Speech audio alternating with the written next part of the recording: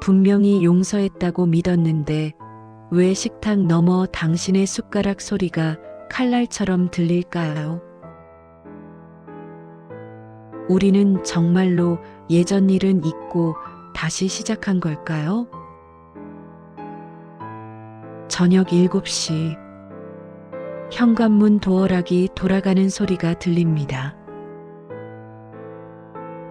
익숙한 소리. 늘 듣던 그 도어락 신호음이 오늘따라 날카롭게 귓가를 때립니다. 당신이 들어옵니다.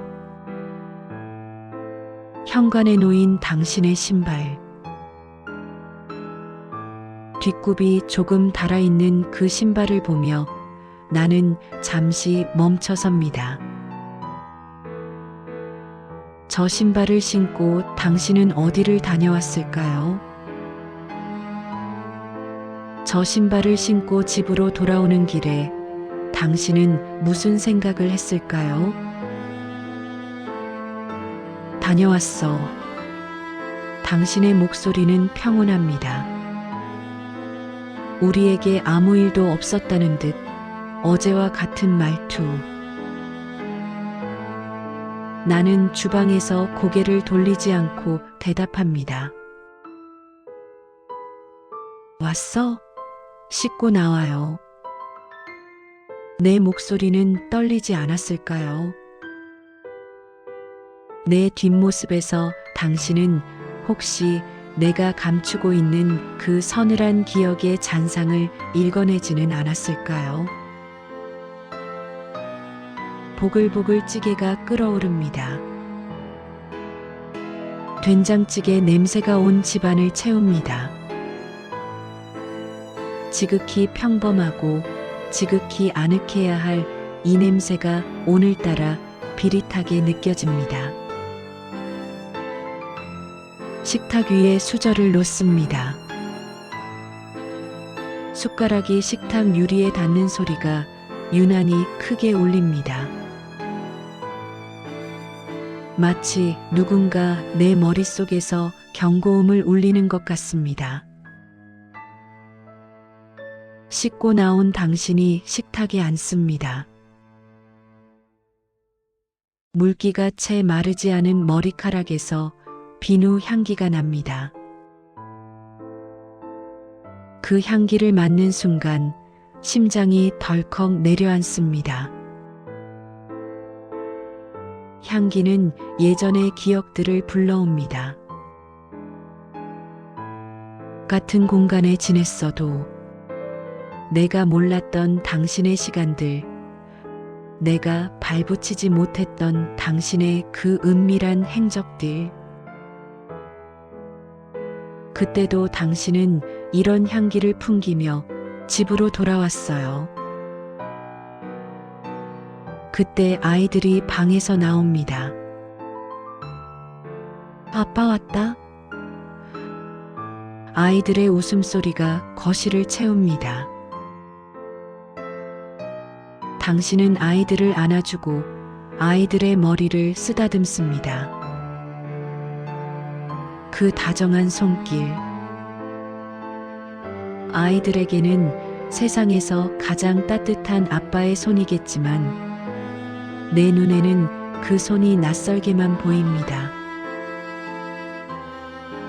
저 손으로 누구를 만졌을까? 저 손으로 어떤 메시지를 적었을까? 수시로 머릿속을 갉아먹습니다. 가족이 모여 저녁을 먹습니다. 당신은 오늘 회사에서 있었던 일들을 이야기합니다. 상사가 어쨌느니, 오늘 점심은 어땠는지, 아무 일 없었다는 듯 늘어놓습니다. 나는 고개를 끄덕이며 당신의 말을 듣고 있지만 머릿속은 다른 곳을 헤맵니다. 당신이 하는 말이 진짜인지 아니면 정교하게 짜인 예전과 같은 대본의 시나리오인지 의심하는 나를 발견합니다. 믿고 싶어서 믿는 것이 아니라 믿지 않으면 무너질 것 같아서 믿는 척하는 이 내 마음을 정작 당신은 알까요?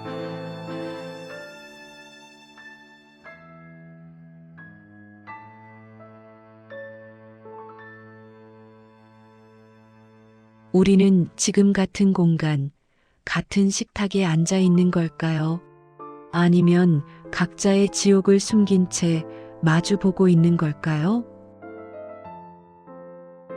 어느 날 밤이었습니다.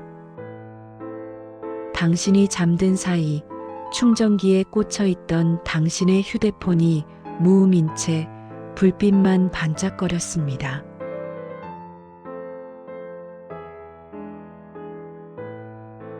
그 불빛을 보지 말았어야 했을까요?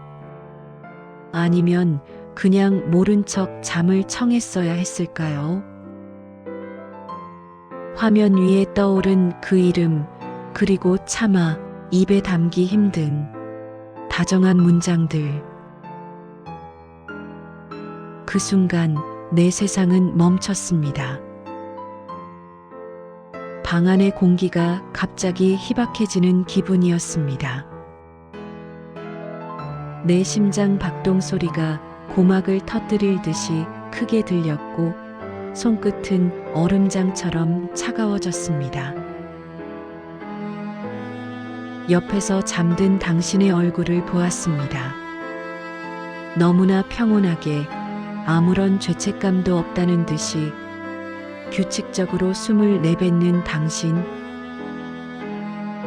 그 얼굴이 낯설고 어색했습니다. 내가 20년 가까이 내 사람이다 믿은 남자가 이 사람이 맞나? 자식을 낳고 함께 키우며 노후를 약속한 사람이 이 사람이 맞나?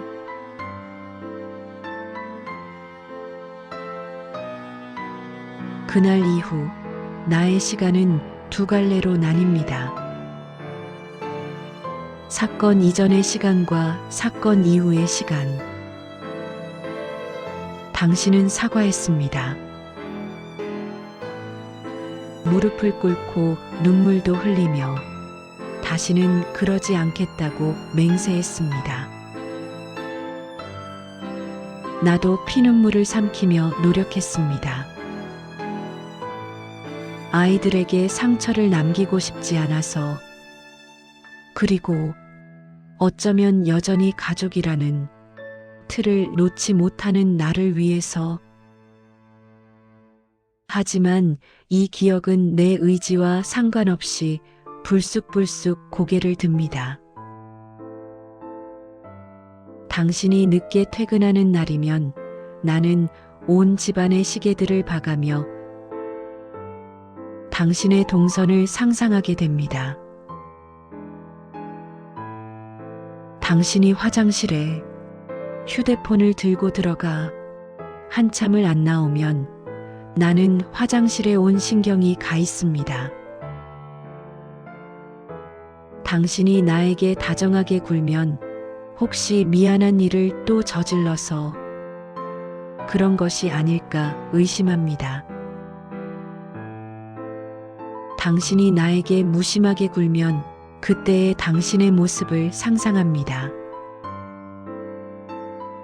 내 모든 기억들을 끄집어내 그때의 상황과 짜맞추어 이제 내가 질린 걸까봐 겁을 냅니다. 비가 오던 화요일 오후였습니다. 당신의 옷을 세탁기에 넣으려다 주머니에서 나온 반접힌 영수증 한 장. 내가 모르는 동네의 카페 이름. 당신은 그날 외근이라고 했습니다. 나는 그 영수증을 손바닥에 꼭 쥐고 한참을 서 있었습니다. 비릿한 잉크 냄새가 코끝을 찔렀습니다. 묻지 않았습니다. 묻는 순간 내가 그동안 쌓아 올린 우리 집안의 평화가 깨질 것 같아서. 관계를 재해석한다는 건 결국 나를 갉아먹는 일일지도 모릅니다. 당신을 이해하려고 노력할수록 나는 내 자신을 잃어갑니다. 실수였다는 당신의 그 짧은 단 한마디가 내 가슴에는 날카로운 균열을 만듭니다. 실수라는 말로 덮기엔 내가 겪은 불면의 밤들은 내 온몸과 내 정신을 갈기갈기 찢어지도록 고통스러웠습니다. 가끔 거울 속에 나를 봅니다. 눈가가 푹 파이고 입술은 말라 있습니다. 화가 난 것도 아니고 슬픈 것도 아닌 무언가에 텅 비어버린 듯한 표정. 내가 거울 속에 나를 보며 묻습니다. 너는 지금 행복하니? 아니, 너는 지금 살고 있는 거 맞니?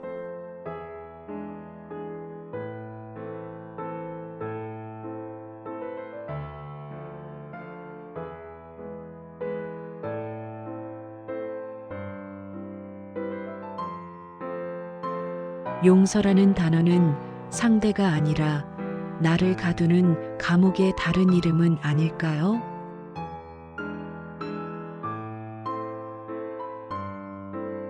아이들은 귀신 같습니다. 부모 사이에 흐르는 공기의 밀도를 몸으로 느끼는 듯합니다.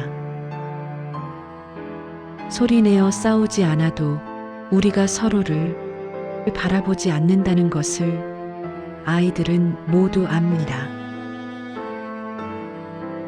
식탁에서의 그 짧은 침묵, 거실에서 TV 소리만 공허하게 울릴 때의 그 어색함. 큰아이가 어느 날 묻더군요. 엄마, 아빠랑 싸웠어? 그냥 엄마가 좀 피곤해서. 그렇다고 거짓말을 둘러댑니다. 아이의 눈동자가 흔들립니다. 아이는 알고 있습니다. 엄마의 웃음이 입가에서만 머물고 눈까지 전달되지 않는다는 것을. 아이들은 때때로 과하게 밝게 행동을 하곤 합니다. 분위기를 띄우려 애교를 부리고 시시콜콜한 학교 이야기를 늘어놓습니다. 그 모습이 더 가슴을 찢어지게 아프게 합니다. 아이들이 우리 눈치를 보고 있구나. 우리 아이들이 이 가정을 지키기 위해 어린 몸으로 지탱하고 있구나. 당신은 아이들에게 좋은 아빠입니다. 주말이면 함께 공원에 가고 숙제를 도와주고 아이들의 고민을 들어줍니다. 그 모습을 볼 때면 저도 마음이 복잡해집니다. 나쁜 남편이 나쁜 아빠는 아니라는 사실이 나를 더 혼란스럽게 만듭니다. 차라리 모든 면에서 형편없는 사람이었다면 떠나기가 더 쉬웠을 테니까. 가족여행을 갔던 날, 바다를 배경으로 우리 네 식구가 웃으며 사진을 찍었습니다. 사진 속에 나는 환하게 웃고 있습니다. 하지만 기억합니다. 셔터가 눌리기 직전까지 나는 당신의 어깨에 닿은 내 손을 떼고 싶어 안달이 났었다는 것을. 사진에는 찍히지 않는 그때의 그 진실. 그 사진은 지금 거실 액자에 걸려 있습니다. 어느 날 밤 안방 문 너머로 아이들의 대화를 들었습니다. 아빠가 엄마한테 잘못한 게 있나 봐. 무슨 일인데? 모르겠어. 근데 엄마가 요즘 잠을 안 자. 아이들의 목소리에는 불안이 서려 있었습니다. 그 불안을 심어준 것이 우리라는 사실에 숨이 막힙니다.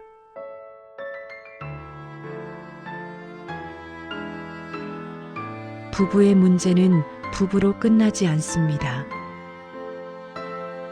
그것은 독가스처럼 퍼져나가 아이들의 폐부 깊숙이 박힙니다. 당신의 그 한 번의 일탈이 우리 아이들의 어린 시절을 멍들게 하고 있다는 사실을 당신은 뼈저리게 느끼고 있나요?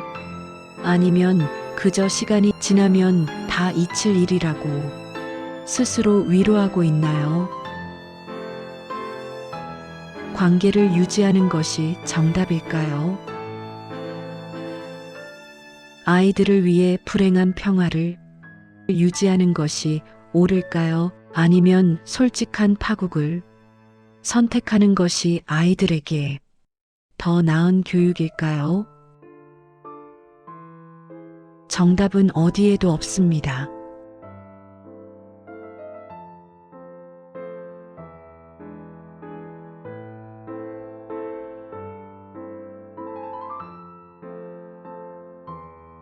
자녀들의 웃음소리가 커질수록 당신의 죄책감도 함께 커지고 있나요? 사람들은 말합니다. 살다 보면 그럴 수 있다고. 남자들은 다 똑같다고. 혹은 사람이 실수할 수도 있는 거 아니냐고. 그 무책임한 말들이 내 심장에 화살처럼 꽂힙니다. 나에게는 일생을 건 신뢰의 파괴였는데 남들에게는 술자리 가십거리일 뿐입니다. 당신은 이제 다 잊은 듯 행동합니다. 가끔은 내가 예민하게 굴면 피곤한 기색을 내비치기도 하죠. 도대체 언제까지 이럴 거야? 당신의 그 눈빛. 이제 그만하면 됐지 않느냐는 내가 오히려 가해자가 된 것 같은 그 억울함. 당신은 모릅니다.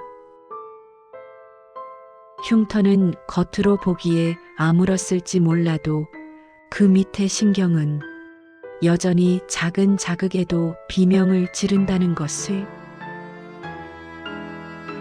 우연히 길을 걷다 당신과 그 사람이 갔던 장소를 지나게 되었습니다.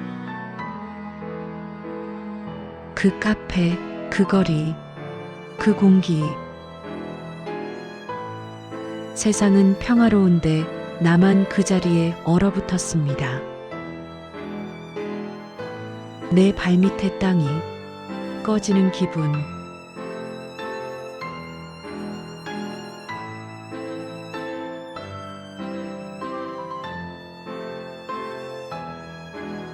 나는 그곳에서 도망치듯 달려나왔습니다. 당신에게는 추억이었을지 모를 그 공간이 나에게는 지뢰밭이 되었습니다. 당신이 내미는 손을 잡기가 두렵습니다. 그 손을 잡으면 내가 당신의 잘못을 완전히 승인해버리는 것 같아서 나를 지키는 유일한 방법이 당신을 밀어내는 것뿐이라는 사실이 서글픕니다. 사랑이 남아있냐고 묻는다면 나는 대답할 수 없습니다. 사랑인지 미련인지 오기인지 아니면 그저 관성인지 밤마다 나는 상상합니다. 당신이 없는 살. 아이들과 나 우리끼리만 사는 조용하고 평온한 집. 그 상상 속에 나는 지금보다 훨씬 편안해 보입니다. 하지만 현실로 돌아오면 곤히 잠든 당신의 등을 봅니다. 넓고 듬직하고 때로는 고단해 보이는 그 등. 한때 내가 가장 좋아했던 내 세상의 전부였던 그 등을 보며 다시 마음을 닫습니다. 당신이 술에 취해 들어와 내 무릎에 머리를 뉘었던 밤. 당신은 내게 울면서 미안하다고 했습니다. 죽을 죄를 지었다고, 평생 갚으며 살겠다고.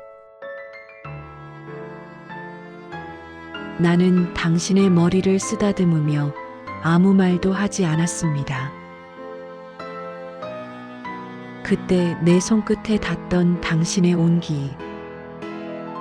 그 온기가 가짜 같아서 나는 손을 떼고 싶었지만 떼지 못했습니다.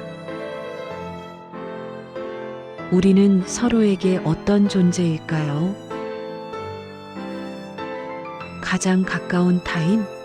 아니면 가장 먼 가족? 한 이불을 덮고 있지만 우리 사이에는 거대한 강이 흐릅니다. 내가 건너갈 수도 당신이 건너올 수도 없는 깊고 차가운 강.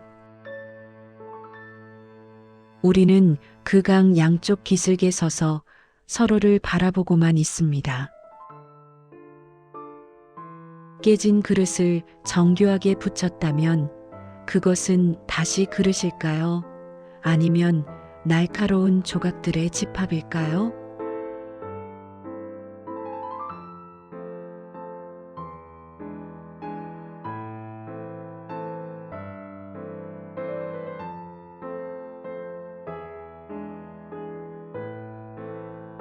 시간이 약이라는 말은 틀렸습니다.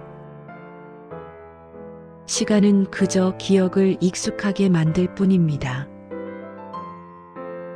통증에 무뎌지는 것이지 통증이 사라지는 것은 아닙니다. 나는 이제 당신의 일탈을 일상의 배경음악처럼 깔고 삽니다. 가끔 크게 들릴 때도 있고 가끔은 들리지 않을 만큼 작아지기도 하지만 결코 꺼지지는 않습니다. 당신은 나에게 잘하려고 애를 씁니다. 설거지를 하고 쓰레기를 비우고 내 눈치를 살필 줄도 압니다. 그 노력이 가상하면서도 한편으로는 비참합니다. 이런 사소한 친절로 내 영혼의 상처를 메우려 하는 당신의 단순함이 원망스럽습니다. 내가 원하는 건 깨끗한 주방이 아니라 더럽혀지지 않은 당신의 마음이었는데, 당신과 나란히 앉아 텔레비전을 보고 있었습니다. 드라마 속에서 불륜 장면이 나옵니다. 당신은 황급히 채널을 돌립니다. 거실에는 정적이 흐릅니다.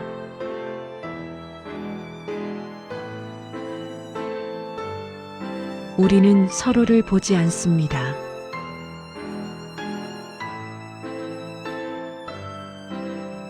리모컨을 쥔 당신의 손가락이 미세하게 떨리는 것을 보았습니다. 당신도 잊지 못하고 있구나. 당신도 떨고 있구나. 용서라는 것은 결국 나를 위한 선택이라고들 합니다. 상대를 위해서가 아니라 미움에서 해방되기 위해 나 스스로를 놓아주는 것이라고. 하지만 미움이 사라지면 무엇이 남을까요?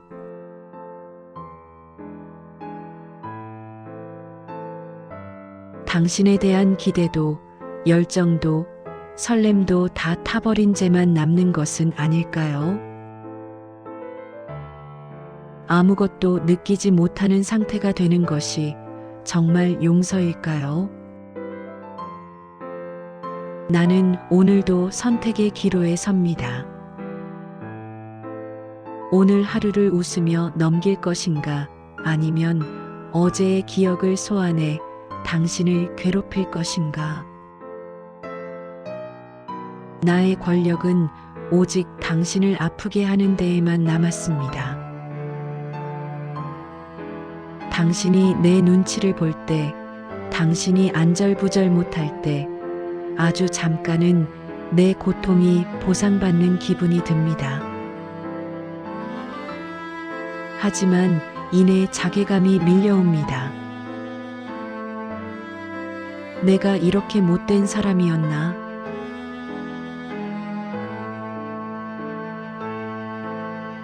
내가 왜 이렇게 추해졌나?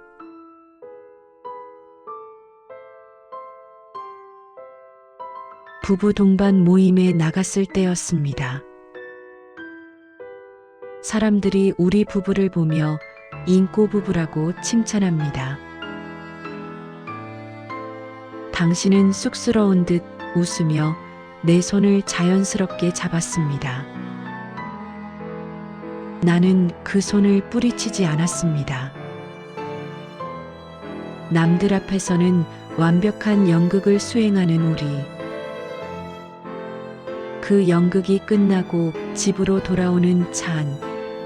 우리는 단 한마디도 나누지 않았습니다. 우리는 무엇을 지키고 있는 걸까요? 가정이라는 껍데기, 아이들의 정서적 안정, 아니면 타인의 시선?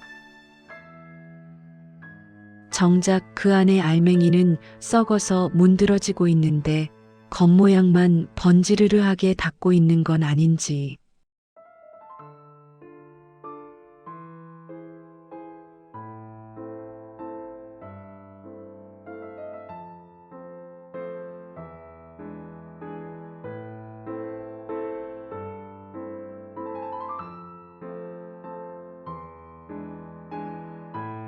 당신이 죽도록 미운 날에도 왜 나는 당신의 밥상을 차리고 있는 걸까? 그럼에도 불구하고 삶은 계속됩니다. 해가 뜨고 아이들은 학교에 가고 당신은 출근을 합니다. 나는 아이들을 챙긴 다음 집안일을 하고 장도 보고 저녁을 준비합니다. 이 지루하고 반복적인 일상이 나를 살게 합니다. 생각할 틈을 주지 않는 육체적인 노동이 나를 미치지 않게 붙잡아 줍니다. 문득 깨닫습니다. 삶은 단단한 바닥 위에 세워진 것이 아니라 진흙탕 속에 뿌리를 내리고 있다는 것을. 깨끗하고 맑은 물에서만 자라는 꽃이 아니라 오염되고 지저분한 흙 속에서도 끈질기게 생명을 이어가는 잡초 같은 것이라고. 우리 부부의 삶도 그럴지 모릅니다. 이미 더러워졌고 상처도 입었지만 그 진흙탕 속에서도 여전히 뿌리는 서로 뒤엉켜 있습니다.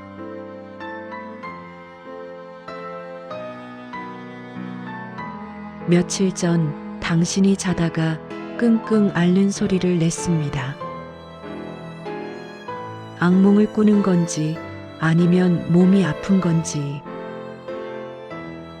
나는 나도 모르게 당신의 이마에 손을 얹었습니다. 뜨거웠습니다. 해열제를 찾아 물과 함께 챙겨주었습니다. 정신이 든 당신이 나를 멍하니 바라보더군요. 그 눈빛에 담긴 수많은 말들. 미안함과 고마움, 그리고 알 수 없는 슬픔. 우리는 서로에게 가해자인 동시에 피해자입니다. 당신은 내게 상처를 주었고 나는 당신을 평생 죄인으로 살게 합니다. 누가 더 아픈지, 누가 더 불행한지 재는 것이 무슨 의미가 있을까? 결국 우리는 한 배를 타고 폭풍우를 지나고 있는 동료인 것을. 아이의 졸업식 날이었습니다. 가족 사진을 찍으려는데 아이가 우리 둘의 손을 잡고 가운데로 당겼습니다. 당신의 손과 내 손이 아이의 작은 손등 위에서 겹쳐졌습니다. 그때 느꼈습니다. 우리가 이 지옥 같은 시간을 견뎌야 하는 이유. 그것은 사랑보다 더 무거운 책임감이었고 혈연이라는 끊을 수 없는 밧줄이었습니다. 당신의 과거는 지워지지 않습니다. 내 기억도 사라지지 않습니다. 우리는 평생 이 무거운 짐을 지고 걸어가야 할 것입니다. 가끔은 짐이 너무 무거워 주저앉고 싶을 때도 있겠지요. 상대를 원망하며 짐을 내팽개치고 싶을 때도 있을 겁니다. 하지만 우리는 다시 짐을 고쳐 메고 걷기 시작할 것입니다. 그것이 삶이니까요.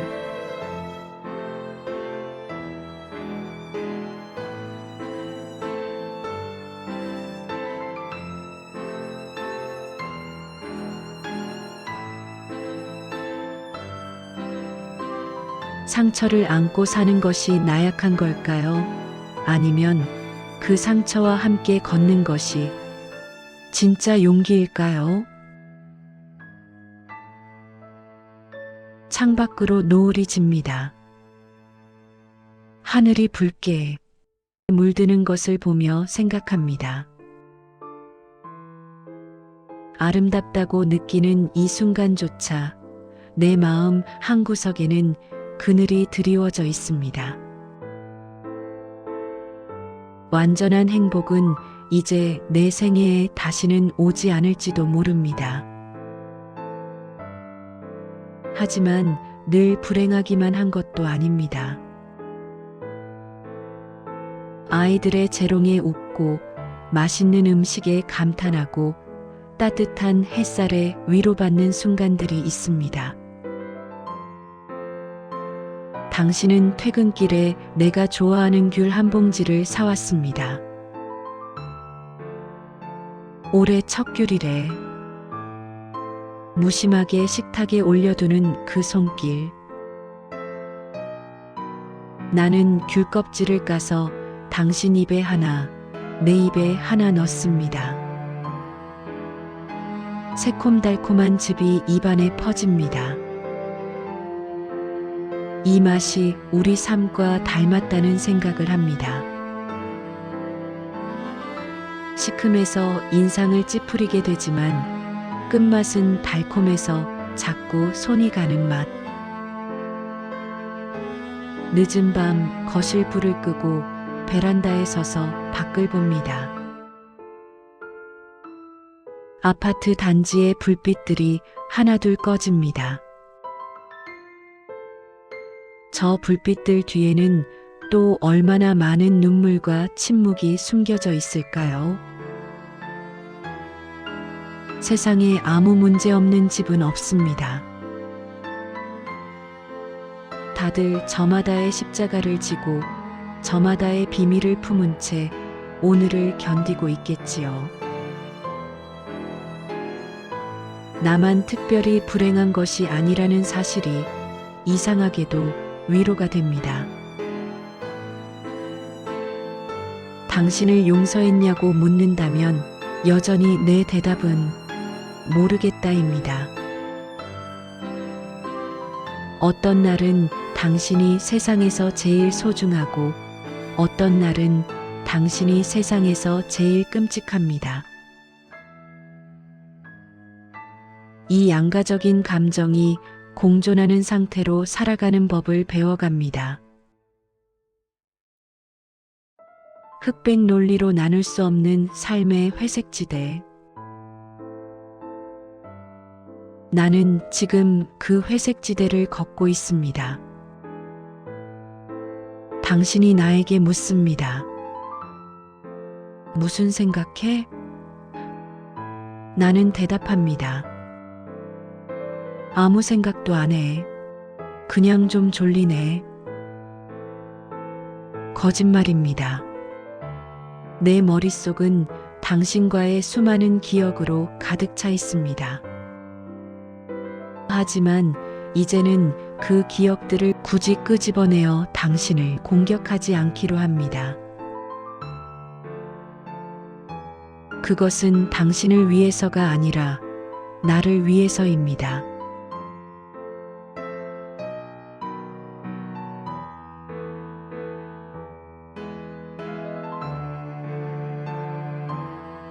침묵이 배려가 될 때 우리는 비로소 어른이 되는 걸까요?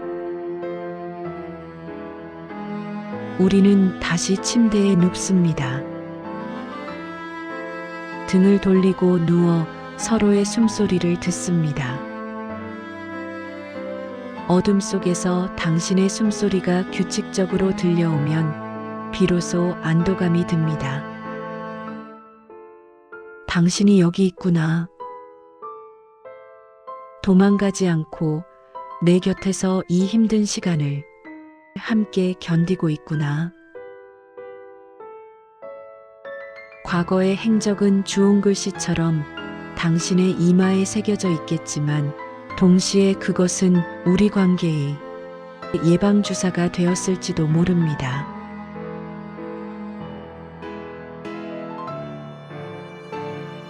잃고 싶지 않은 것들에 대한 소중함을 우리는 너무나 가혹한 방식으로 배웠습니다.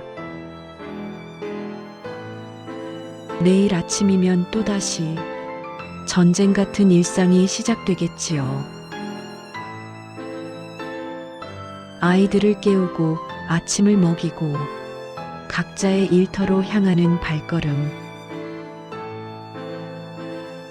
그 일상 속에서 문득문득 당신의 잘못이 떠올라 나를 괴롭히겠지만 나는 이제 그 고통을 다루는 법을 조금은 압니다.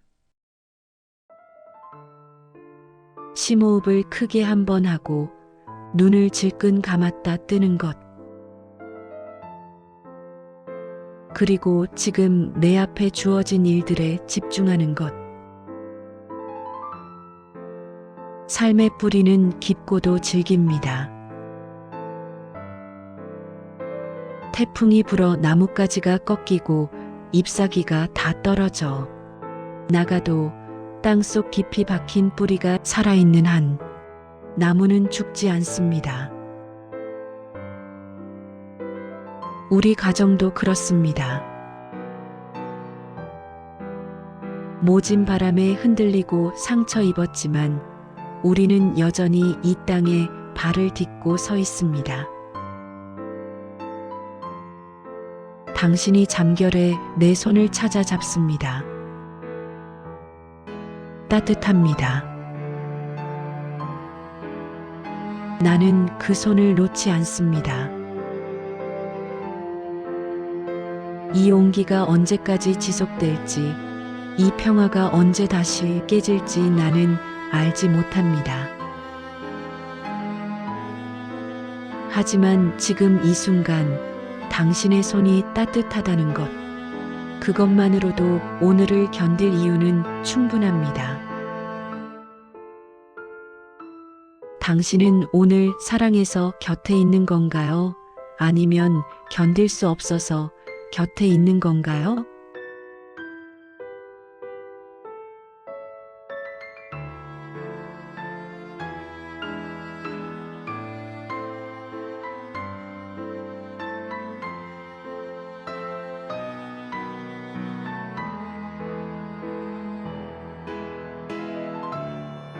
오늘 하루도 잘 견디시길 바랍니다. 여기는 삶의 뿌리였습니다. 함께 해주셔서 고맙습니다. 다음 시간에도 삶의 뿌리에서 다시 함께해요.